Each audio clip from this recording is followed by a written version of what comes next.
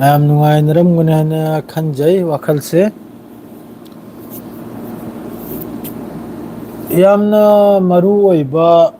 ꯋꯥꯔꯤ ꯈꯔ ꯑꯗꯨꯝ ꯇꯂꯞ ꯇꯂꯞ ꯌꯦꯡꯉꯣ ꯃꯗꯨꯗꯩ ꯑꯩ ꯀꯣꯃꯦꯟ ꯈꯔ ꯅꯍꯤꯗꯤ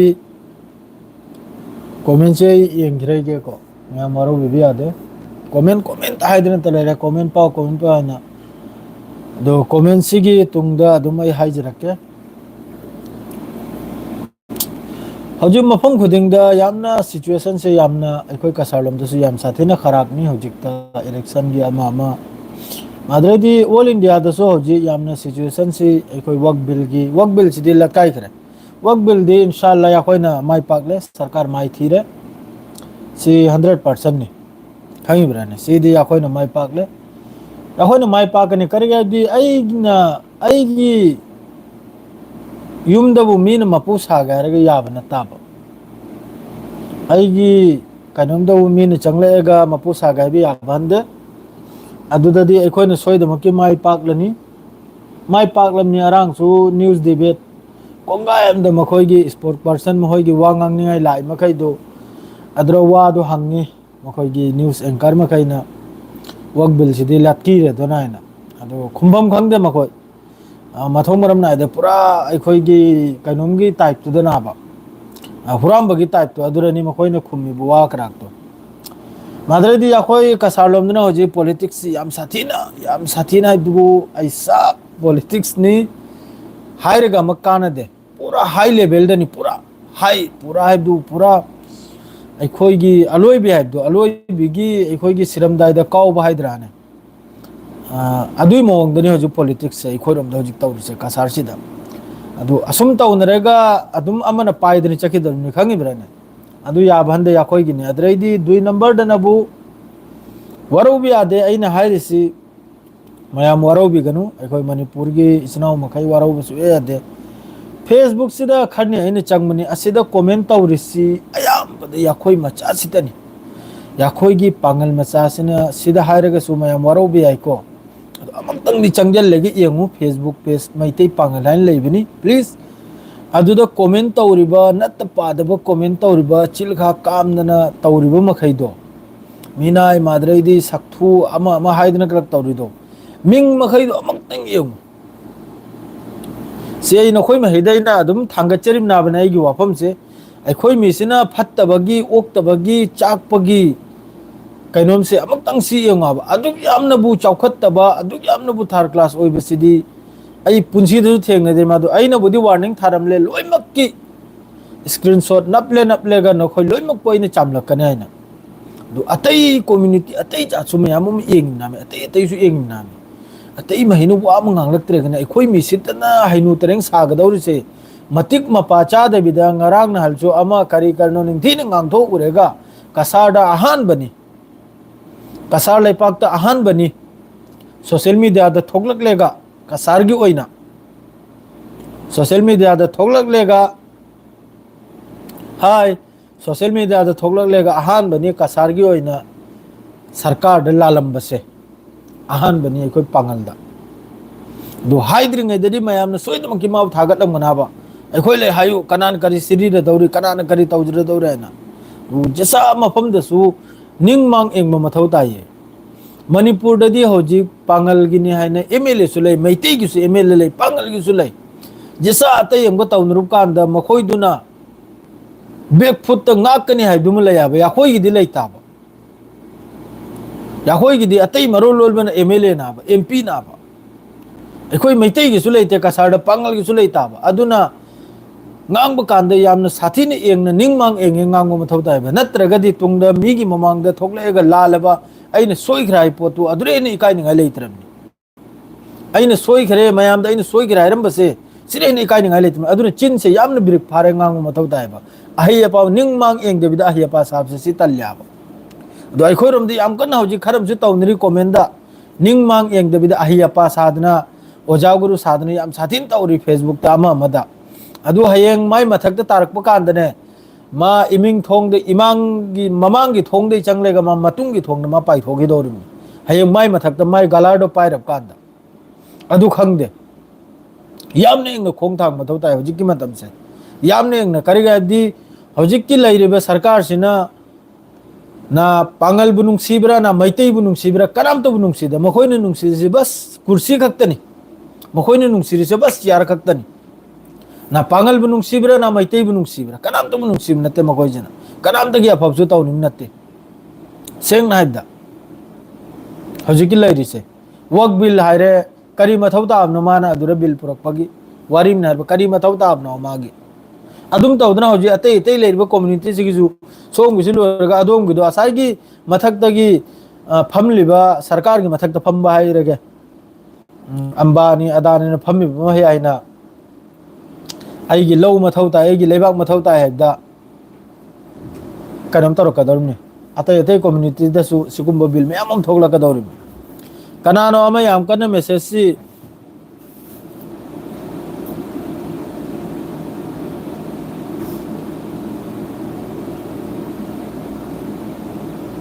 तहलके तहलके तल तल तहलके लोइन तहलके मदु अहा महा बाई गिसे आने सेंगदोकलम कीगे माद्रेदी हौजिकनबु अमना नुंगाइतबो पावमनबु अखोइगी पांगलिसना अमनसु वीडियो में सेमलामनि दिल्ली दे अखोइगी नुपी मचा अमखल लैखिदबगी मैतैगी मैतै इचन नुपी अमखक अदुदसु मी से हिंगिंगैददी वारक वातिमनिंगाइ लैते खंगिब्राने हिंगिंगैददी वारक वातिमनिंगाइ लैते सोशल मीडिया दो इग्रा जसादो इग्रा मी दु सी गरे मी दु मीन हलमी ब्रकम अदुई मतुंग अहिया पासी साधना अमक्का अदु फत्तमनी अदु ओक्तमनी या खोइगी कैनोम मखैसे लोइन अदुरा तौराइना हिंगलिंगैददी करिगिना वारक पंगमद्रिसे हजि मी दु सी खरे मी दु कैनोम ओइ होइ मतुंगदने तुंगदा अमका अहिया पासा होबसे सी लोइन मक्तन फत्तब थबुकनी जेसा ngangningsu hingingैदा ngangu मी दुना जिंदा लेरिंगैदा मी दु सी खरेगा मी दु इमुंग दुना करि खलगनी मी दु की फैमिली दुना करि खलगनी अदुसु मयाम एंगबिउ अदुरा हया पास हाबिरुन अदुम याम नुंगाइतै एंगिमनि नल सोशल मीडिया दा मागी सीबगी हक्सांग दु फोटो दु थांगलकुद्र मखाद्र उन्तोंग हया पास हाबा एखोइ मैतै रोम दसुनि याम सादिना हया पास हाबे याउरि मी सी खरबदो अदुदा हया पास हादना मक्का सी ओक्तमनी सी फत्तमनी सिगुम मयामम लेरे अदु लेरे मयामम लेरे हिंगिंगैद्रो वार उदोना मी दु सी खरे इमुंग दुना करि खलगनी मी की मचि मनाव लैत्रो मी की खंदाल लैत्रो मी की कनम लैत्रो मचामसु लैत्रो मबुंग मयाम लैत्रो मखोइदुना करि खलगनी अदुगुम पोस्ट तौबिगनो अदुगु कमेंट तौबिगनो वारक निंगले हिंगिंगैदा दिल्ली चलेगा वार उचो ओक्तिर मखैदो दिल्ली बुम्बे चलेगा वार उचो जो ओक्तब नुपी जेसा पांगल ओइगेरा मैतै ओइगेरा सिगिबै मतुंगदा हाइनु ट्रेंग साबिगनो जेसासु नुंगाइते करे अदि मी की फैमिली दुना फाव करि खलमगनी मी की इमुंग दुना फाव करि खलमगनी अमा होजिके अखोइगी कनोमना हरिदो मान हरिदो बिल्कुल राइट नि मान हरि मै दुलोइन अचुंबतनी मान वीडियो सेमन थांगलिदो लोइन जाय अदु फत्तबा थबुक फत्तबा कमेंट फत्तबा कनोम अदुई थबुक तौबिगनो मी लैखिदबै मतुंगदा माद्रेदी हौजि गजा रोमदा लागे गजा की पावनबु करिनो हाइबदा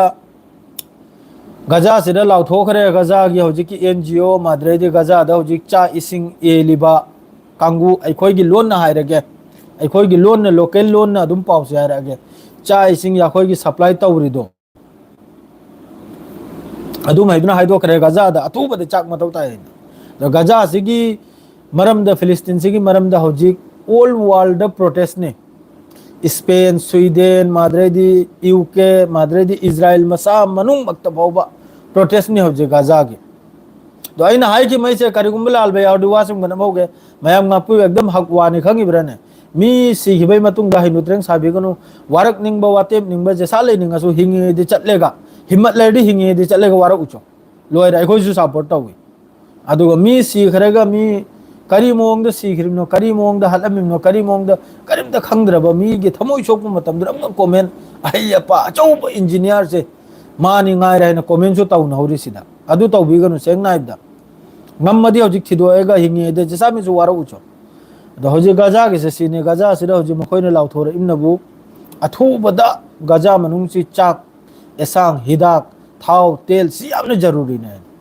गजा गे हौजि इंपोर्टेंट है बु अदुनी गजा मनुंग सिदा अदुगा इजराइल की तरफ तगी हौजि सीरिया बॉर्डर दसु अमेरिका की फोर्स लोइना लौथोकदौरे सीरिया बॉर्डर दगिसु अमेरिका की फोर्स लोइन लौथोकदौरे अदुगा हौजिक आईडीएफ का तुर्की की लानमी का थेंगनबे चांस हम लै यामनि चावख्रबो पॉइंट नि अदरैदि सोमदनबु यमन यमन इजराइल की तरफ तक एयर स्ट्राइक मी दर्जन की मथक्तनी मिचम सी खरी से शहीद होइग्री से यमन दर्जन की मथक्तनी अदुसु हुती की कंट्रोल सना हरिसिदा सना से कैपिटल नि यमन की खंगहो सना हरि से यमन की कैपिटल नि असिगी मथक्ता अमेरिका की तरफ तक एयर स्ट्राइक से सुले लेते अदुगा लोगेदा यमन की तरफ तक सु रेड सीदा मखोइगी ट्रूमैन हेरी है बकरा महोइगी लान की खुचु खुलाई पुनिंगाई जहाज अचौबदो लोकल मरोल ने यार से अदुई मथक्तसु याम साथी ने यमन की तरफ तक ड्रोन अटैक मिसाइल अटैक असिनि चिंग अदुम पो खोती होइदे मखोइगी खोती कराई दनो इजराइल की ओइखरी से बेत हनून हरिसिदा खैब्रा बेत हनून तुफा हरे मफम से असिदा नॉर्दर्न गजा दनी असिदा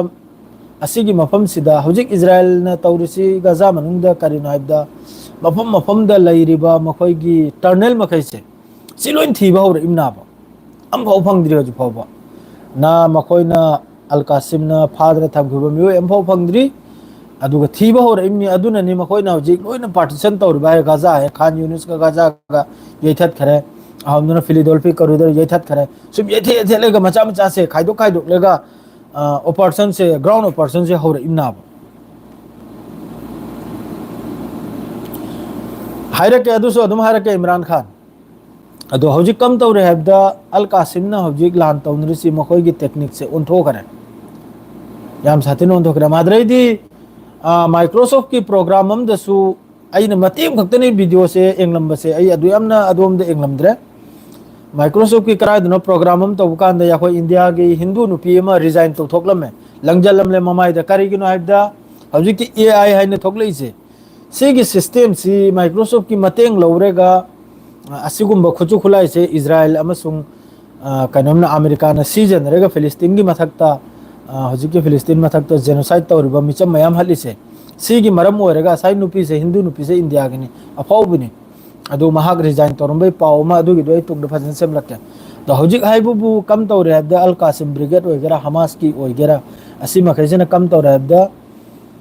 मखोई की टर्नल ममांग मखैसे मखोई युम थोंग ममांग मखैसे चंगफम ममांग मखैसे सिलोइना माइन मखोइना सेट तौदना थमखरे माइन करिगुम्बा मरकाबा तेंग मखोई की व्हीकल अमा मलाक प्रसि पोखाइनबा माद्रे मनुंग दगी अमको मॉनिटर सु तौरिमनी लाकपगा मादुगा रिमोट दबाइबा माद्रे कनुम तौबसे अदुई मवंगदनी हौजिक लान तौरुसे मादु अइन वीडियो अमसु थाखिमनी व्हाट्सएप ता अहामदा करी मवंगदनो तौरुद हाबदा अहामबा अखोइगी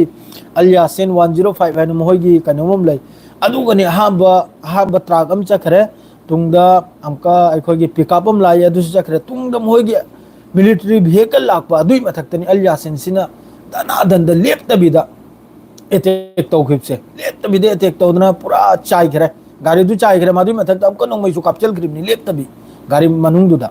अदुरो सोइदमक्की मोहोइने मियम खक्तनी हारिबा गाड़ी अमदा मियमता तोंगेगा अदुगुम मफमदु चपहंदे मयाम अमा अदुरो तोंगदरुनी अदु पुरा मै थादोखरे अदुई मतुंगदा अमका अदुगी मतेंगी ओइना अमका मोहोइगी मरकाबा तेंग लाइबनाबा आईडीएफ की लामी अमका लाइबनी अदुरोसो अमका असाइगी ममाय दुरे एक्सप्लोसिव फुमदना लैबनिना अमका अदुरोसो पोखाइरे अदुरदि क्याम सिरमगनी यंगो अदु यामना सी हाइरु तारगदी हौजिक इजराइल मनुंग द प्रोटेस्ट तौर बाय आरो हेना मई से होखरने हाइना मी अमखक्त सी हाइरिमनी अदुगा असिदा सोइबा कांगलु सिजु नुपीनी नुपीसु यारो नुपी अहुम हमसु याम साथीने सोकपगी वानी माद्रे निपा अतैसु मी कम से कम मी दर्जन नि लोइरे मी दर्जन नि अदु मखोई की तरफ तै असेंग पाव फाउदो रखते माद्रे दी हौजिक पाकिस्तान बांग्लादेश लागे सी मखैसिदसु मसरदसु पाकिस्तान दसु बॉयकॉट तौखरे इजराइल की प्रोडक्ट पुनमक माद्रे बांग्लादेश दसु अदुगा लोगेदा प्रोटेस्ट नि याम कन्ना होजि याम साथीना प्रोटेस्ट नि पाकिस्तान बांग्लादेश मफम ऑल वर्ल्ड प्रोटेस्ट नि हमको ममिंग पारो गाइसिदा ऑल वर्ल्ड प्रोटेस्ट नि अद्रैदी होजि की सीजफायर की मरमदा नैनरिबा अखोइगी करी हाय कतर ओइगेरा मसर ओइगेरा मखोइसु मखो थांगत खरे मखोइसु सलाम तौथोकलमले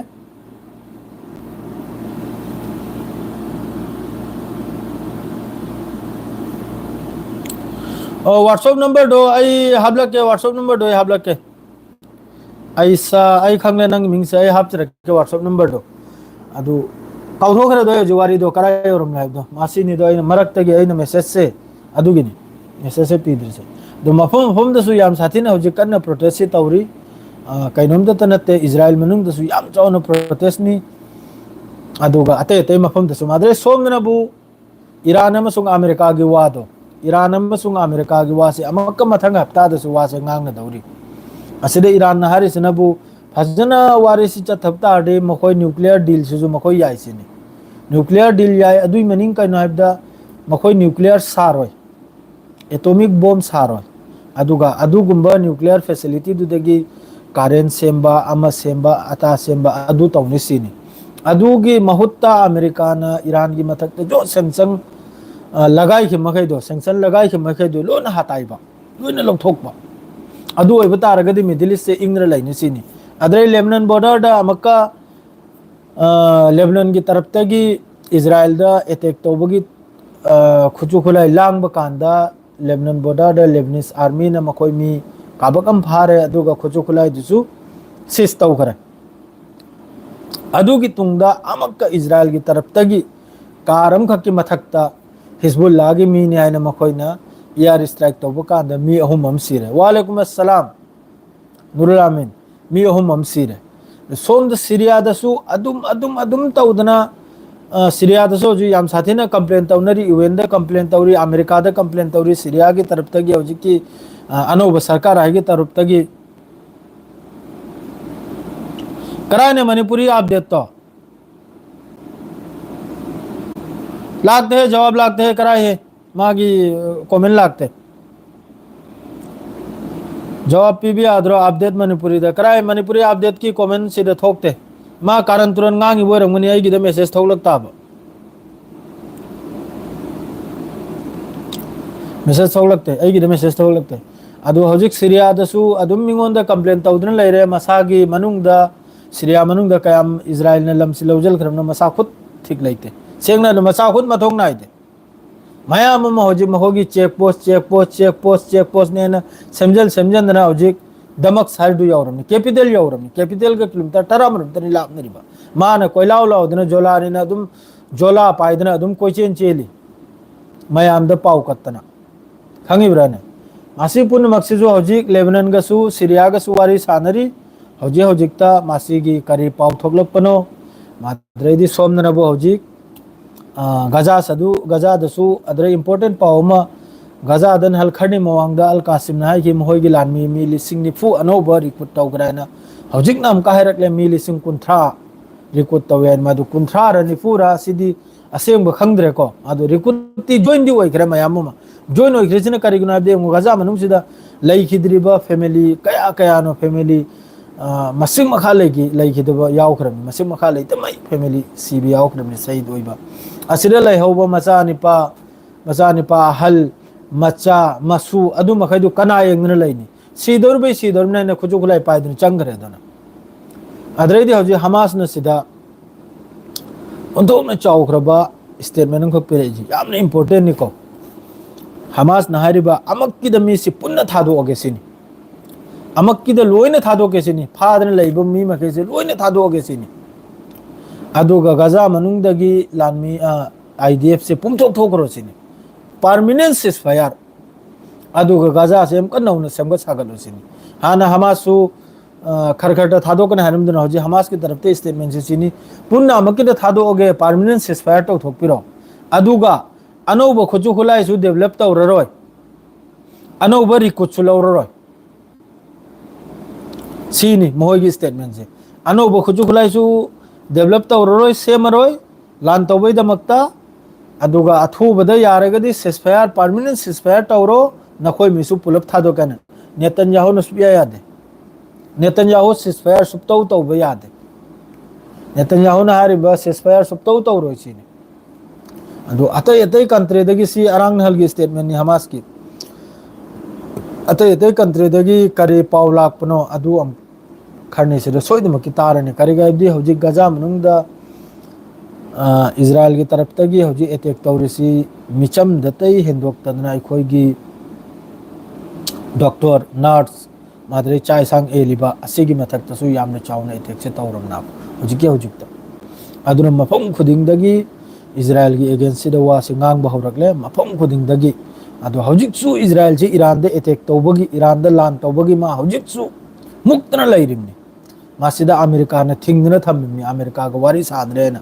America na jis din chu harak pun mitra ma paijandra ma attack tawru dormi Iran da to Iran su adugi matung in ma su sem sadra lairimni aduga Israel gi mahogi cabinet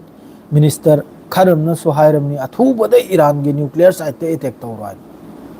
adu asai gi ma gi su mapu lairimni mapu duna order du pirak tamnina ma su tawdrim na mapu dugi against the chalupta ade hoji khochu khulai su yam lai bai loni lep khrani do aduga Israel haibe si madre di somna bu loimak den important ga lai hore asai param mi ma hi gi su nal kharni mangda masjid al aqsa da changlega IDF na yam sathina statement onthon thok masjid al aqsa si pura urai thokani pura chai khai dokani haidna mayam lau khong na torom bodo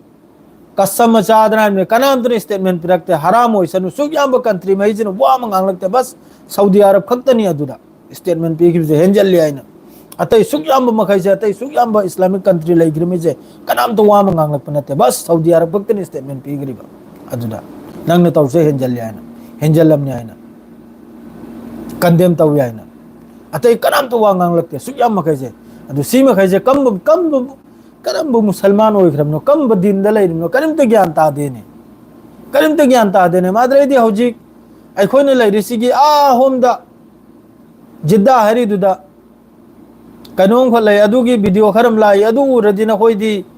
बेरा थांख्रनी ओरे अदुगी video दो थांगलादि बेरा थांगलकनाइना आई किदना थांग चरकत्रन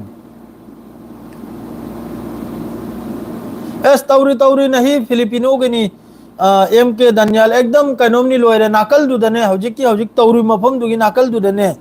उनथोक न चावखरबो मस्जिद लैरिनो उनथोक न चावखरबो अखोय the crowdy मना तौनदना थांग यानदना सीग्रनी उनथोक न चावखरबो मस्जिद हाइबदुबु दुनिया गे अदुर लोइना पोलोय फमनी जनाजा सोलफमनी अदुई मफम दुदा आइना रिलेम सेमलक पदरे बुरिबा गुंबुस तो अदु मस्जिद नि उनथोक न चावखरबनी सिगी एरिया सिगी अदुरा अहिंग नोंग थिल फजिर बारो एक दुई फावबो लोइनि चोंगनि अदुगा अखोयगी अरब त लैरिबे जोत्तो कैनोम मखैसे लोइना अदुदा याखोयदि अहाम तादे अइगा अंकल ग तारे तावे मतुंग द अमक्तंग यंगुसे आइना करिनो फिफम जाइना चतनि यंगुरिमनि दुनिया गी अखोयगी पांगल मचा मखैसे लोइना अदुदा टिकट अद्रैदि सोमदना सोशल मीडिया द थोकलेगना बयान फतवा पीबा खंगेदना अदुरा हिंग चुपम चोंगुरनि दना अद्रैदी लौरांग मचादा फेसबुक ते जॉइन तौरानी अद्रैदी वाथी गांगबा वाचोय गांगबा खंगिब्रने अखोय पांगल मचाने हारि जैना वाथी वारेम गांगबा अफब साबा ईमानदार साबा नमाजती वक मंगा सोलोय खंगिब्रने नमाज वक मंगा सोंदे हराम होइसनु चिन थिरिम नते नमाज वक मंगा सैदा ता दे अदुगा फतवा पी खलिमनी फेसबुक ते थोकलक लेगा याद रे पूरा लोयरमनी खंगिब्रने पूरा लोयरमनी खंगदननी नखोय मोबाइल सिजु तारुरे खोंबांग काउरुरे साउनिंग लगतना अदो सीनी हौजी गाजा सिगी अल कासिम माद्रेदी लैरिबे ब्रिगेड मखैसुरी एक्टिव होइबा होरे अल्हम्दुलिल्लाह सोयदमकी लांसी अदुम तलतल थोगलानी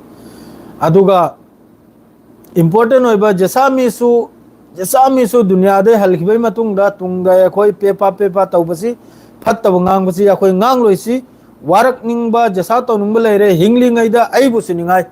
हिंगलिंगैदा जसाना ngangningसु ngangu सिखिबै तुंगदा ngangbirकनु सेंगनाइदा खंगिब्राने अदु लेमतेन फत्तब थबुकनि असि अखोय तौरोइसी अदुगा गाजा इंशाल्लाह सोयदमकी माइ पाकनी मादे वक बिलसु अखोयने सोयदमकी माइ पाकनी वक बिलसु अखोयने माइ पाकदर मिसिम मयाम खंगजेलु करादे हजि मखोय लोक्ति रमनाबा मयांग नाइ लोक्ति बाइना पलबदुबुने लोक्ति बाइ लोक्ति रमनी असि हारगा लोइजरगे आइसु चाय सांग तौनिमनि अदु चाय सांग तौद्रि नहिगी अदु मणिपुर अपडेट हाइब्रा कनो हाय नाम खगले असै लाइव थोगलकला मोइन करा यांगन तौरमि मासु मांगरे कराने मागी मिक्स क्लब मागी अपडेट तो लागतेने करावागी मिनाय no खंगदेदा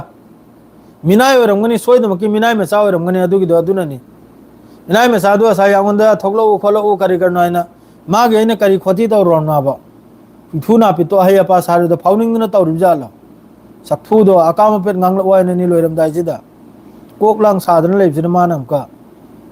sakthudo mi gi photo the chalega namladi akhoi ne thoklei sum thoklei ga ngang no dona sakthu